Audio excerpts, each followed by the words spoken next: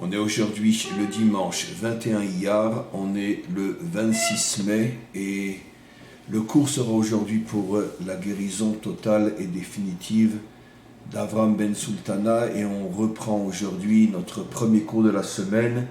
On continue le deuxième conte de Rabbi Nachman, un très bref résumé. En vérité, avant le résumé, je tiens à vous dire qu'il faut absolument écouter, voire même réécouter plusieurs fois les premiers cours qui ont été déjà donnés sur ce deuxième conte.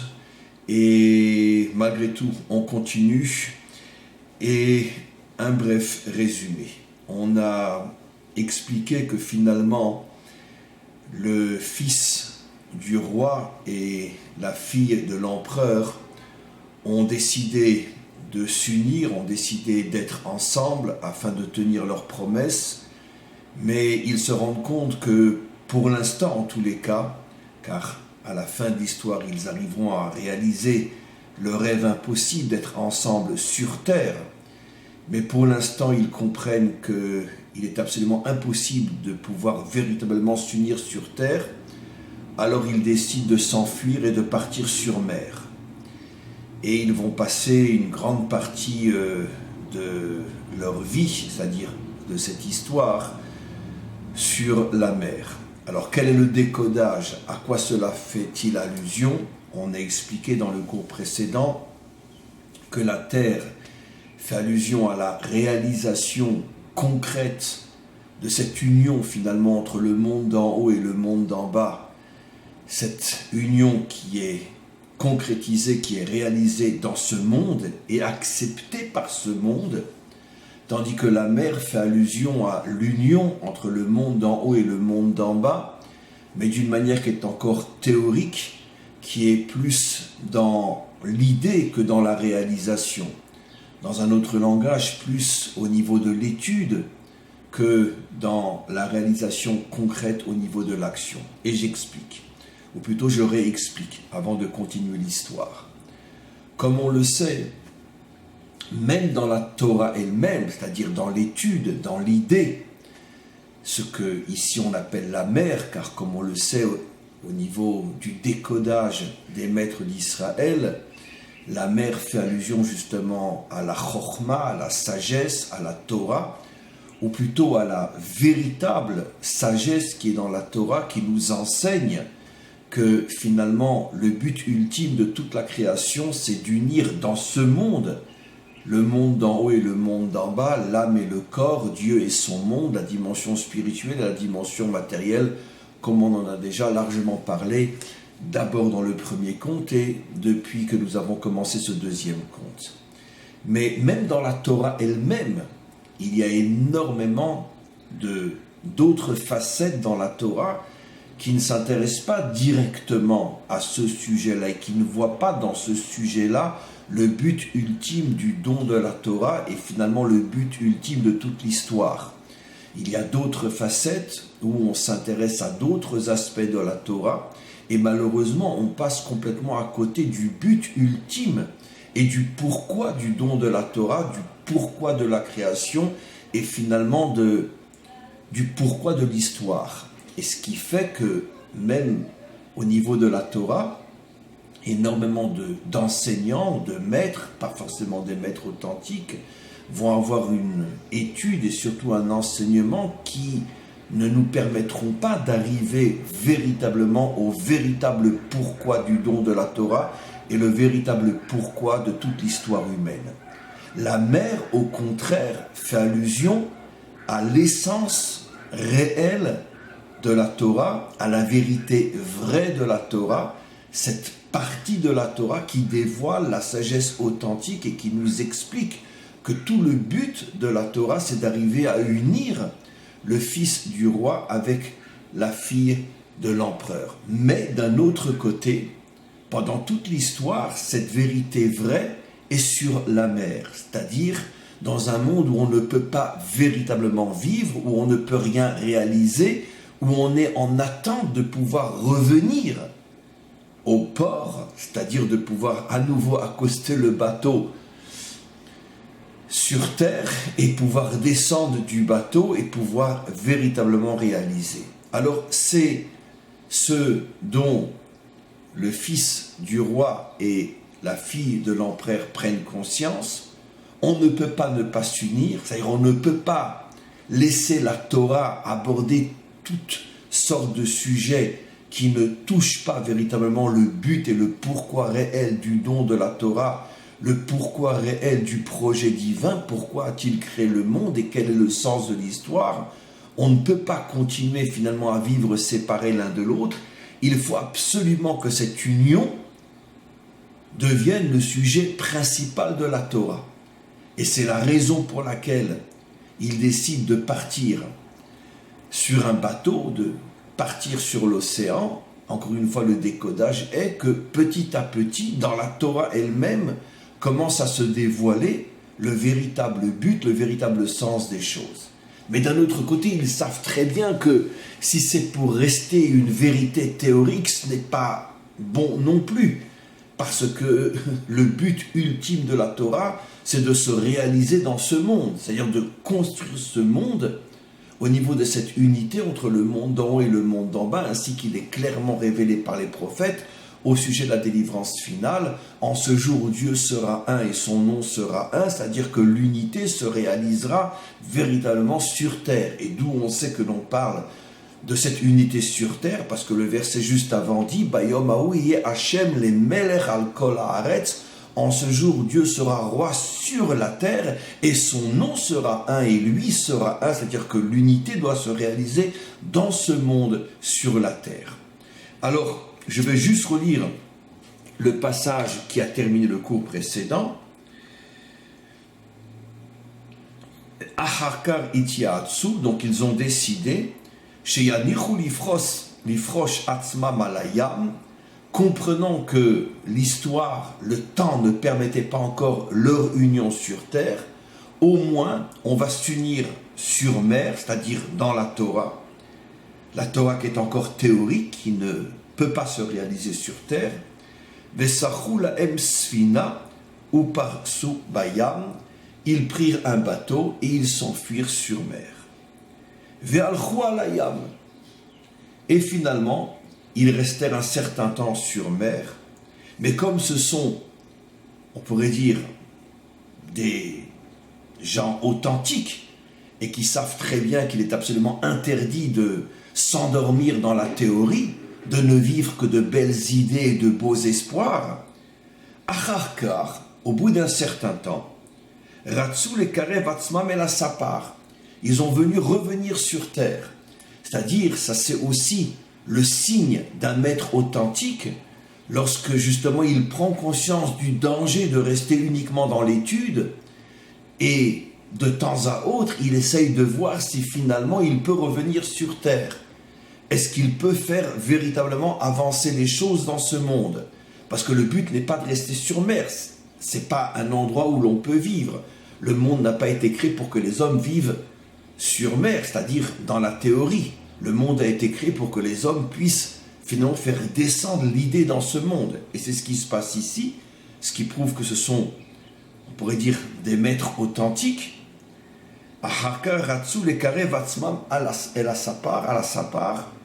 Ils ont décidé donc de retenter leur chance sur terre. Ubaou, la sapar, ils reviennent donc, ils accostent le bateau. Ve'ayasham ya'ar. Et on va lire bien sûr un petit peu avant de décoder. Et ils accostent à un endroit où il y a une grande forêt. Ve'alchou lesham. Ils ont décidé d'aller vers la forêt. Ve'lakra abat keisar atabat ve'natnanu. Ici, le texte n'explique pas pourquoi, mais il va se passer quelque chose d'étrange qu'il va falloir décoder. Au moment où ils se dirigent vers la forêt, la fille de l'empereur, qui représente la dimension matérielle, enlève sa bague et la confie au fils du roi, qui représente la dimension spirituelle. N'oublions pas que à l'école, comme on l'expliquait dans les cours précédents, ils s'étaient déjà engagés à vivre ensemble et le fils du roi avait donné une bague à la fille de l'empereur. Ve'ishachva sham.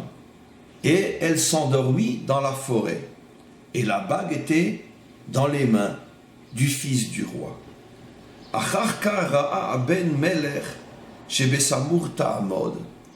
Et puis, au bout d'un certain temps, le fils du roi remarqua que son épouse allait se réveiller. Et qu'est-ce qu'il a fait? Il a sorti la bague de sa poche et il l'a déposée près d'elle pour que quand elle se réveille, elle puisse à nouveau remettre la bague. Elle se réveilla. Ils se levèrent et décidèrent de repartir vers le bateau. Et ils repartirent vers le bateau.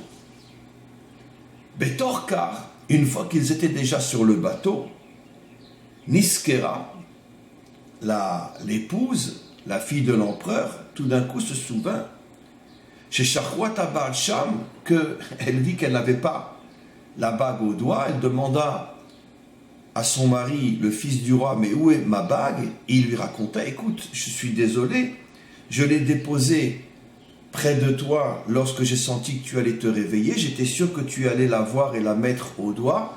Et finalement, malheureusement, tu l'as oubliée et moi aussi. Et donc maintenant, on se retrouve sans la bague. Elle lui dit, il est hors de question que l'on s'en aille, que l'on quitte à nouveau la terre sans cette bague, parce que cette bague est la garantie comme quoi nous sommes unis, au moins sur mer, même si c'est dans un monde théorique. Veshalcha oto achare atabat, il lui dit non, tu retournes là-bas et je veux absolument que tu trouves la bague. Il accepta. Ve'alach lesham, il est reparti. Le problème est, velo yachol limtsoa makom, il n'arrive plus à retrouver l'endroit où finalement il a déposé la bague. Ve'alach le makom acher, il s'est trompé et il est parti vers un autre endroit. Bien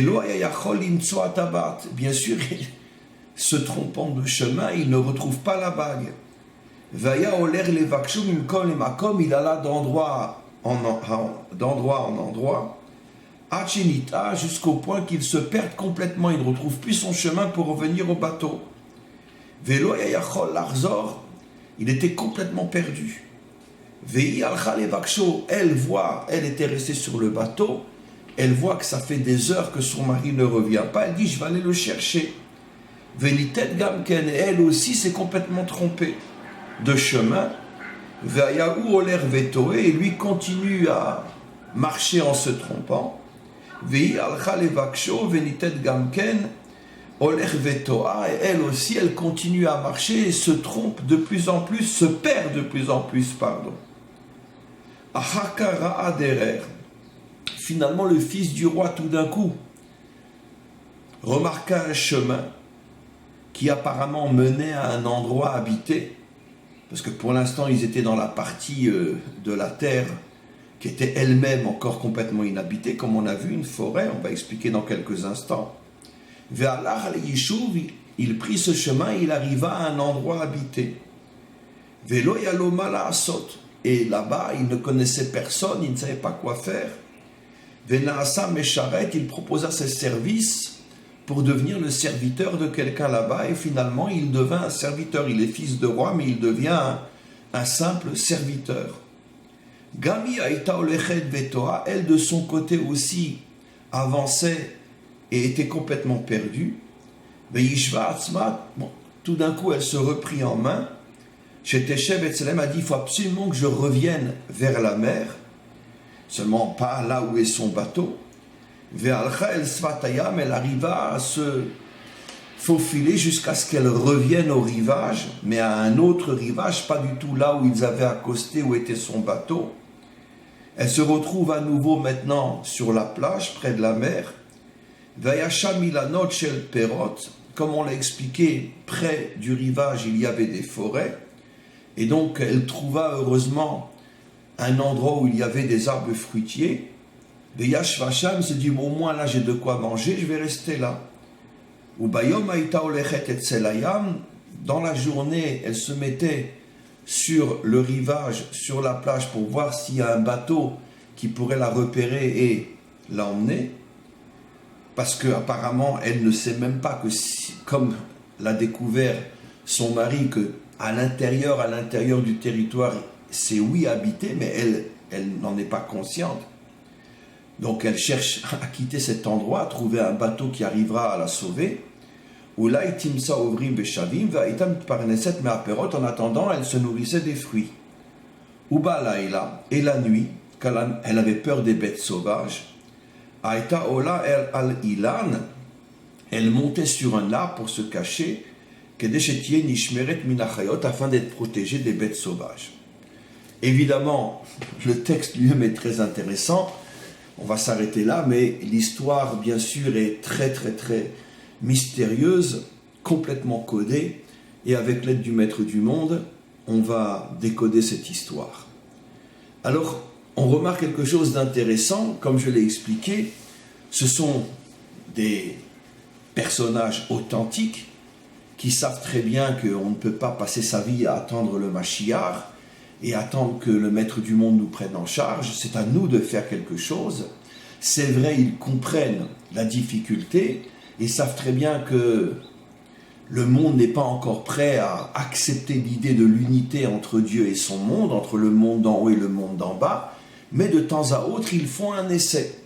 Et donc, après un long moment passé sur mer, ils décident d'accoster à nouveau et de revenir sur terre. Mais ils savent que on pourrait dire, le monde n'est pas encore prêt à cette union, et c'est ce à quoi fait allusion le texte, l'histoire, en nous disant que dès qu'ils ont accosté, l'épouse, la fille de l'empereur, enlève sa bague et la redonne à son mari, le fils du roi.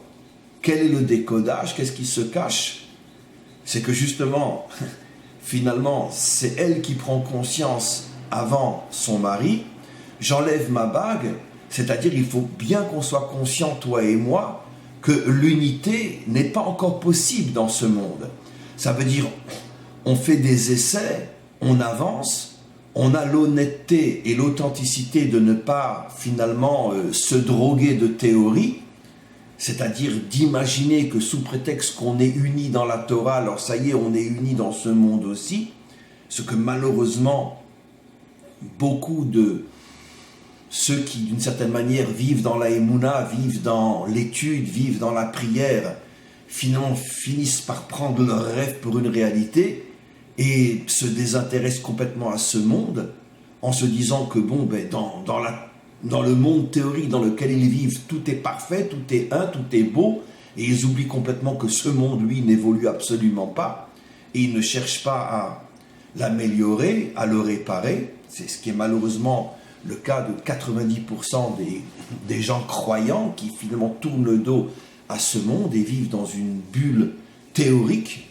mais eux justement sont des croyants authentiques et donc de temps en temps reviennent sur terre, mais justement leur authenticité et surtout, comme j'ai commencé à l'expliquer, la fille de l'empereur qui justement représente la dimension matérielle, qui sent très très bien et plus fortement encore que son mari que ce monde n'est pas encore prêt, elle enlève sa bague, comme pour que lui et elle se rappellent, attention, il n'y a pas encore d'unité entre toi et moi dans ce monde, ne jouons pas la comédie, n'essayons pas de voir que ça y est, ce monde est parfait. En vérité, à quoi cette notion me fait penser? À tous les faux messianismes, c'est-à-dire que tous ceux qui se précipitent et veulent imposer leurs fantasmes et leurs illusions à ce monde, ça y est, le Mashiach est là, le Mashiach est là. On a eu le coup il y a une fois déjà il y a 2000 ans et malheureusement on sait que tout au long de notre histoire il y a constamment des rêveurs qui s'imaginent que ça y est, le Mashiach est là. Et même quand tous les signes montrent qu'il n'est pas là, ils continuent à s'entêter et à vouloir persuader le monde entier que leur folie est une réalité, que oui, le Mashiach est là. Et dans chaque génération, on a ce genre de folie où tout d'un coup, un groupe de croyants, et c'est le cas chez nous aussi, bien sûr, à l'intérieur du peuple juif, s'attachent à un maître et veulent absolument en faire le Mashiach. Et même si tous les signes prouvent que ça ne peut pas être le Mashiach, ils continuent à dire que oui, c'est le Mashiach. Et là, on a affaire à quelque chose d'absolument fabuleux, dès qu'elle revient sur terre, pour ne pas tomber dans le piège de dire ça y est, on est unis, même sur terre, puisque bien sûr la bague fait allusion au mariage, donc à l'union entre elle et lui, l'union entre le monde d'en haut et le monde d'en bas. Elle enlève sa bague, elle lui dit non, non, non, je te la redonne, dans ce monde on n'est pas encore unis, le Mashiach n'est pas encore là, on n'a même pas encore commencé le commencement du commencement d'essayer de transformer ce monde pour qu'il accepte l'unité entre Dieu et son monde. Soyons honnêtes, on a encore un très très très très long travail devant nous. Maintenant, un autre décodage, pourquoi n'arrive-t-il pas à un endroit où tout de suite on voit que l'endroit est habité? Pourquoi l'histoire nous dit-elle qu'ils sont arrivés dans un endroit où ils étaient persuadés que finalement il n'y avait personne, il n'y a que des forêts, donc des endroits inhabités? Là aussi, c'est pour nous faire comprendre l'honnêteté, l'authenticité. C'est-à-dire qu'ils vont lentement, prudemment, ils ne se précipitent pas. C'est vrai, ils sont revenus sur terre, mais pour l'instant, ils sont sur terre dans un endroit qui n'est pas encore habité. L'idée est fabuleuse. Ce que Rabbi Nachman veut nous faire comprendre, c'est que la délivrance, tu ne la construis pas à coups de rêves, à coups de fantasmes. C'est vrai, tu as l'honnêteté de quitter la mer, tu as l'honnêteté de te dire, allez, on essaye de remettre nos pieds sur terre, mais doucement. Tu n'arrives pas directement dans un endroit qui est peuplé, c'est-à-dire la véritable terre. Il va falloir passer étape par étape.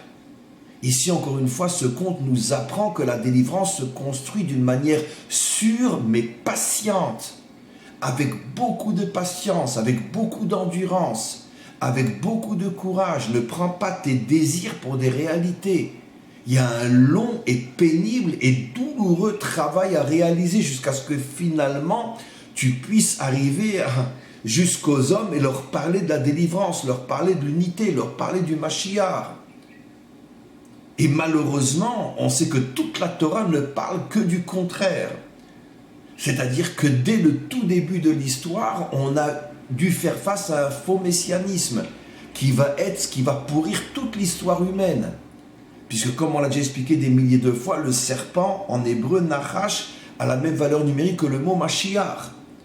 Ça veut dire que finalement, la première faute de Adam et Ève, qui symbolise finalement le problème de toute l'histoire humaine, c'est cette précipitation vers un Messie qui en vérité n'est qu'un serpent et qui se fait passer pour un Messie.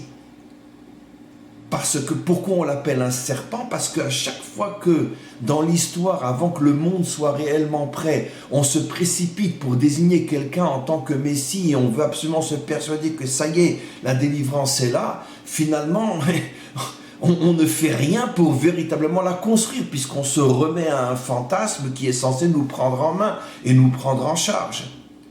Et c'est ça la véritable faute de Adam et Chava, d'avoir voulu précipiter la venue du Mashiach. Et comme explique le Ari Akadosh, normalement de cet arbre-là, ils auraient dû en manger uniquement à la fin du Shabbat, le 4e repas, le repas de Motzei Shabbat. Mais eux se sont précipités pour manger de cet arbre-là plus tôt. Non seulement pas pendant le Shabbat lui-même, mais encore avant le Shabbat, le jour où ils ont été créés, le vendredi, selon les codes de la Torah, ils ont été créés le 6e jour, le vendredi, ils étaient censés manger de cet arbre-là à la fin du Shabbat. Non seulement ils n'ont pas attendu le Shabbat, mais ils ont mangé cet arbre-là encore en semaine. C'est-à-dire, on comprend le décodage d'une manière extraordinaire, cette précipitation, ce faux messianisme qui pourrit l'histoire. Et pas seulement dans le domaine religieux, dans tous les domaines. Toutes ces philosophies, tous ces idéaux qui ont fait croire aux hommes que ça y est, si on s'accroche à ça, on va s'en sortir. Et c'est à chaque fois un nouveau mensonge qui nous amène vers des destructions, des drames et des catastrophes, pire encore. Et donc là, on voit que le message de l'histoire est extraordinaire. Patience. Ayez le courage de reconnaître que pour l'instant, le monde n'est pas encore prêt. Partez sur mer. Mais d'un autre côté, vous êtes honnête, vous revenez de temps en temps sur Terre pour voir comment le monde évolue. Mais même quand vous revenez sur Terre, vous n'allez pas tout de suite sur une place publique et vous n'allez pas commencer à hurler « le Mashiach est là, le Mashiach est là ». Non. D'abord, vous arrivez dans un endroit où il n'y a personne pour faire un test avec ce monde, comment il est. Et l'honnêteté inimaginable de la fille du roi qui prend sa bague et qui la remet à son mari. C'est comme si on n'est plus marié parce que On refuse de laisser le fantasme prendre le dessus sur la raison. On voit et on comprend que finalement, notre travail n'a pas encore commencé. Il se réalisera qu'à la fin de cette histoire, comme on le verra. Et quel est le décodage maintenant? Elle s'endort. Alors là aussi, pourquoi elle s'endort et pas lui? Pourquoi les deux ne s'endorment pas? N'oublions pas qu'elle représente la dimension matérielle. Et qu'est-ce que dit le roi David au moment de la délivrance finale dans les psaumes? Azaïnu kecholmim. À ce moment-là, nous comprendrons que nous avons passé toute l'histoire à dormir. Nous avons rêvé. Ça veut dire quoi? Finalement, la délivrance, c'est le véritable réveil de l'homme, le véritable réveil de l'humanité. L'exil, comme explique nos maîtres dans le Talmud et dans quantité d'autres endroits, correspond à la nuit au moment où tu dors. Ça veut dire que finalement, tu perds ta conscience, tu perds ton intelligence. Quand quelqu'un dort, il est dans le fantasme total. Pourquoi s'endort-elle? Parce que justement, elle est en train de vivre, elle qui est la fille de l'empereur, qui représente la dimension matérielle, elle est en train de vivre le fait que le monde est encore dans un fantasme total, dans un rêve total. Le monde n'a pas encore pris conscience de la réalité vraie. Tout le monde rêve. Les uns croient en ça, les autres croient en autre chose. Chacun a son messie, chacun a son rêve, chacun a son espoir. Mais finalement, personne ne s'occupe de la réalité vraie. Et elle, justement, s'endort comme pour vivre et comprendre que le monde n'est pas encore prêt. Nous sommes tous en train de dormir. C'est extraordinaire le message qu'il y a ici. Et encore une fois, on comprend ce qu'est un maître authentique, puisqu'au travers de ces deux personnages, Rabbi Nachman est en train de nous décrire finalement l'identité d'un maître authentique. Ça veut dire que quand elle s'endort, elle est en train d'accepter finalement la réalité telle qu'elle est. Nous sommes tous en train de dormir. On est tous dans des fantasmes et dans des illusions. Personne n'a encore été capable de se réveiller dans ce monde et de voir la vérité vraie, la réalité vraie. On est tous en train de dormir. Et donc c'est ce qui se passe. Mais lui, il est à ses côtés, lui représente la dimension spirituelle.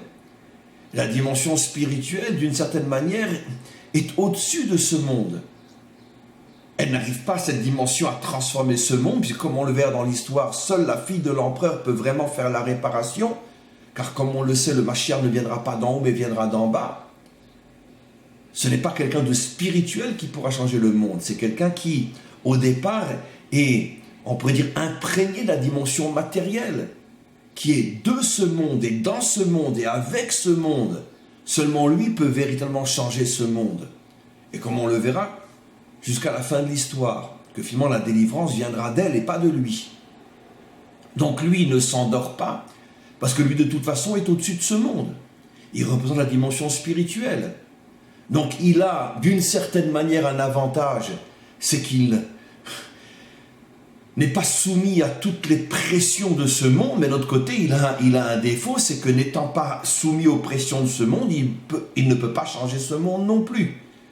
C'est la raison pour laquelle elle lui a remis la bague, comme pour dire on n'est pas mariés. Parce que moi je ne suis pas encore prête, la preuve, regarde, je vais m'endormir, dès que je mets les pieds sur terre, je m'endors, je redeviens comme tout le monde, et toi, même si tu es resté éveillé, de toute façon, tu es complètement au-dessus de ce monde. Tu es dans ta tour d'ivoire et tu ne peux rien faire pour changer ce monde. C'est seulement notre union, ensemble, et surtout mon action qui pourront changer ce monde. Donc lui, il est à ses côtés, il attend qu'elle se réveille. Pourquoi, quand il voit qu'elle va se réveiller, il remet la bague à ses côtés? Pourquoi ne lui met-elle pas la bague au doigt? Parce que lui, quel est le décodage extraordinaire? Il pense que quand elle va se réveiller, qu'elle va sortir de son fantasme, elle va représenter justement ceux qui dans ce monde prennent conscience de la réalité vraie et sont maintenant capables, une fois s'être nettoyés, s'être échappés du fantasme et de l'illusion, qu'ils vont pouvoir maintenant changer ce monde. Et donc il met la bague à ses côtés. Quel est le décodage? Elle va se réveiller, elle va enfin se libérer de toutes les illusions qui endorment l'humanité tout entière, et elle-même prendra la bague, va la mettre au doigt, c'est-à-dire qu'elle-même va décider que maintenant, ça y est, on peut construire l'unité. Mais, quelle a été son erreur? L'erreur de tous les êtres très spirituels qui vivent complètement au-dessus de ce monde et qui eux aussi n'ont pas justement cette capacité de mesurer, de comprendre, d'analyser véritablement la situation de ce monde et qui aussi prennent leur désir pour des réalités.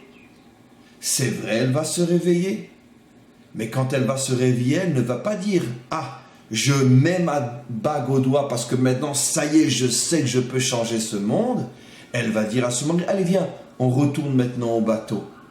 Ça veut dire que je ne me sens pas encore prête.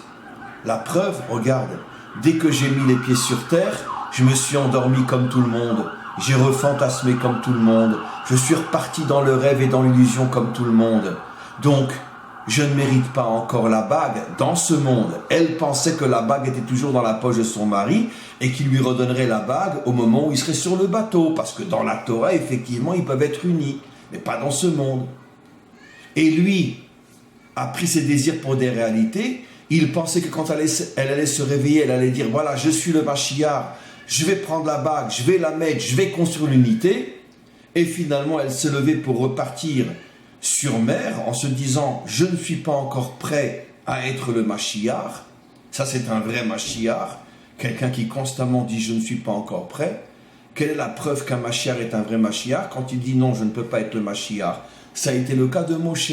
Quand Hachem lui dit, viens, je vais faire le temps le libérateur, qu'est-ce qu'il répond? Non, prends n'importe qui, mais pas moi. Comment qu'on peut savoir qu'un Mashiach est un vrai Mashiach quand il est le dernier à dire qu'il est le Mashiach? Et même si le monde entier dit qu'il est le Mashiach, il dit non, je ne suis pas le Mashiach. Ça, c'est le signe d'un vrai Mashiach. Mais ça, son mari n'avait pas compris. Elle est un vrai Mashiach. Elle se réveille, elle dit, viens, allez, on retourne sur mer, je ne suis pas prêt. La preuve, regarde, j'ai dormi comme tout le monde. Je ne suis pas mieux que les autres. Et il repart sur le bateau. Ils ont oublié la bague. Et là, tout se complique. Finalement, qui est le fautif? À cause de qui la bague est perdue? Donc, l'unité est perdue. Au point que cette bague perdue va amener à ce qu'eux-mêmes vont se séparer maintenant pendant des années, des siècles et des millénaires. Ils ne se retrouveront qu'à la fin de cette histoire. Qui est le fautif? Le fils du roi. Qu'est-ce que tu poses la bague près d'elle? Ou tu la gardes dans ta poche ou tu lui mets au doigt. Tu es fou ou quoi? Oui, le monde religieux est fou. Effectivement. Le monde religieux est fou. Parce qu'il prend toujours ses désirs pour des réalités. Il n'a pas cette sagesse d'être capable de mesurer la réalité telle qu'elle est. Quelle a été l'erreur du fils du roi? Ah, elle va se réveiller, elle va dire « je suis le Mashiach ». Où est ma bague? Elle va la prendre, la mettre au doigt. Allez, ça y est, on construit le monde. Lui, ce qu'il ne sait pas, c'est quand elle va se réveiller, elle va dire « je suis nul, je suis pas le Mashiach. Allez, viens, on retourne dans notre bateau, on retourne sur l'océan. » C'est-à-dire, on a besoin de se préparer encore beaucoup plus dans la Torah. On n'est pas encore prêt, toi et moi. Et lui était sûr que ce réveil allait être le signe de la délivrance. Quand elle allait sortir de son rêve, comme dit le roi David, on se rendra compte qu'on était tous en train de dormir. Et finalement, ils ont laissé la bague. Ils ont perdu l'unité et ils vont se perdre complètement. Qu'est-ce que Rabbi Nachman nous révèle ici? Un secret de folie. Les responsables, bien sûr, ce n'est pas une responsabilité méchante et criminelle qu'à Dieu ne plaise, car il s'agit de gens extraordinaires, tous ceux qui s'accrochent à Dieu dans toute l'histoire humaine. Mais d'un autre côté, ils font tous une très très grave faute. C'est qu'ils ne sont pas capables d'apprécier, de comprendre ce qui se passe sur Terre. Et à cause de cette incapacité de comprendre ce qui se passe sur Terre, et bien finalement l'unité dans ce monde se perd en grande partie à cause d'eux. C'est le fils du roi qui a perdu la bague. C'est pas elle. Parce qu'elle lui avait confié la bague, elle ne pouvait pas imaginer que cet idiot l'avait mise à côté d'elle. Et en plus que quand il la voit se lever et repartir vers le bateau, qu'il lui dit même pas « Hé, la bague, la bague !» Lui-même, il a oublié qu'il avait posé la bague par terre. Ça veut dire quoi le décodage? La bague est le symbole de l'unité entre l'homme et la femme. Tu as mis la bague sur terre, tu as mis l'unité dans ce monde. Mais c'est un fantasme. L'unité, elle doit être à la base, elle doit être dans le doigt de ton épouse, pas par terre. C'est encore une fois un faux messianisme. De s'imaginer que ça y est, l'unité dans ce monde, le Mashiach est là, ça y est, tout va bien. Non, non, pas du tout. Tout va très très très très mal. Et l'histoire a prouvé qu'à chaque fois que dans l'histoire, on avait désigné un Messie, le monde n'a jamais été aussi mal après que depuis qu'on a désigné un Messie. Mais ça, ceux qui posent la bague dans ce monde, qui croient que l'unité est dans ce monde, ne veulent pas le voir et continuent à dire le Mashiach est là, le Mashiach est là. Et ça fait des millénaires que ça dure, chez nous comme chez les autres. C'est ça la grande maladie de l'homme. Au lieu de travailler pour transformer le monde, tu veux imposer tes désirs à la réalité. Sans travailler. Tu as posé la bague par terre, ça y est, le Mashiach est là. Non, c'est pas comme ça que ça fonctionne. Pas du tout. Et donc ils repartent sur le bateau, et tout d'un coup, évidemment, c'est elle, le moteur de tout, elle se rend compte, mais où est la bague ? Je l'ai posée sur le sol en étant sûr que tu allais être le Mashiach, mais finalement, je ne m'attendais pas à ce que tu me dises qu'on retourne sur le bateau. Je ne sais pas où est la bague. Elle va la chercher. Et il retourne la chercher. Et il se perd. Et elle aussi se perd. Et finalement, ils se perdent l'un et l'autre. Le décodage est absolument fabuleux, mais lourd à supporter. Finalement, à force de vouloir se précipiter et d'être sûr que ça y est, la délivrance est là, on ne fait que la retarder.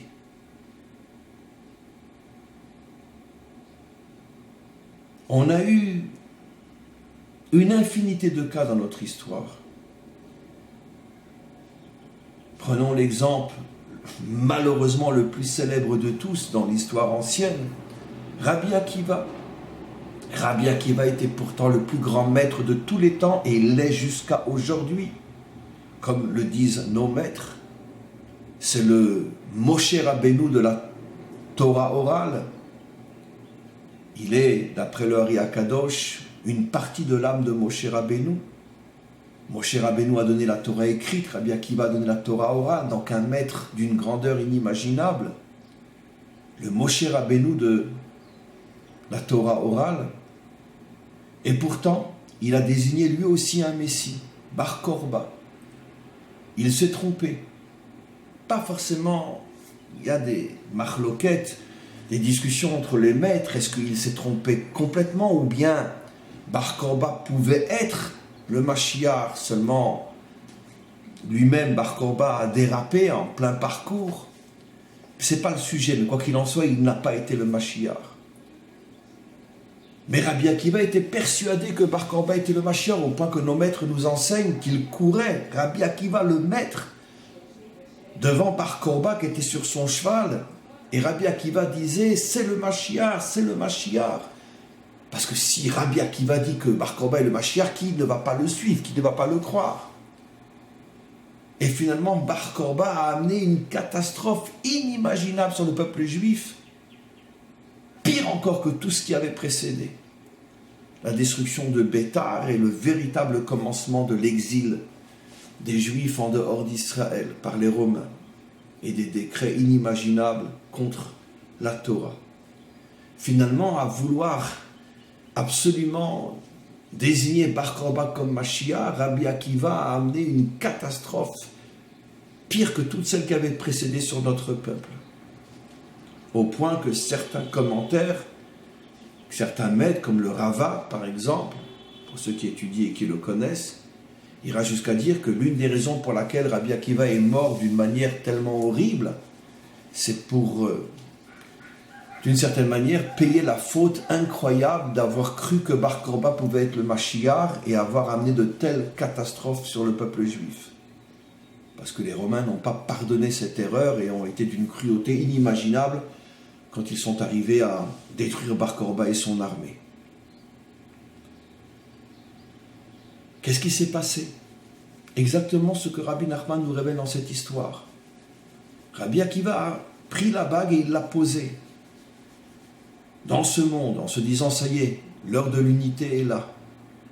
Mais tu as mal évalué la situation, tu as mal évalué le personnage. La différence entre Bar Korba et la fille de l'empereur, c'est que Bar Korba n'était pas un homme authentique. À force de voir Rabbi Akiva dire qu'il est le Mashiach, il a fini par le croire lui aussi. Et il s'est pris pour le Mashiach. Par contre, dans l'histoire fabuleuse de Rabbi Nachman, on voit que la fille de l'empereur, qui est le vrai Mashiach, elle a l'honnêteté de dire non, je ne suis pas encore prêt. Je suis désolé, on retourne sur le bateau. Je ne suis pas encore prêt à transformer ce monde. Mais à cause de son mari, la bague a été perdue et finalement ils vont se perdre. De la même manière que c'est le monde spirituel qui a faussement misé sur le Mashiach, Rabbi Akiva sur Bar Korba, là à nouveau c'est le monde spirituel qui à nouveau fait la faute de faussement miser sur quelqu'un qui pour l'instant en tous les cas n'est pas le Mashiach, la fille de l'empereur. Et ça va amener des catastrophes encore beaucoup plus grandes. Ils vont être séparés cette fois-ci jusqu'à la fin de l'histoire. Les messages sont fabuleux. Merci au Maître du monde de nous donner les clés pour décrypter cette histoire qui, pendant des siècles, était complètement fermée et qui, aujourd'hui, s'ouvre et se décode parce que le temps est arrivé. Merci au Maître du monde et écoutez, réécoutez la manière dont j'explique cette histoire parce que toutes les clés de la délivrance se trouvent dans ces commentaires et ces explications. Merci au Maître du monde.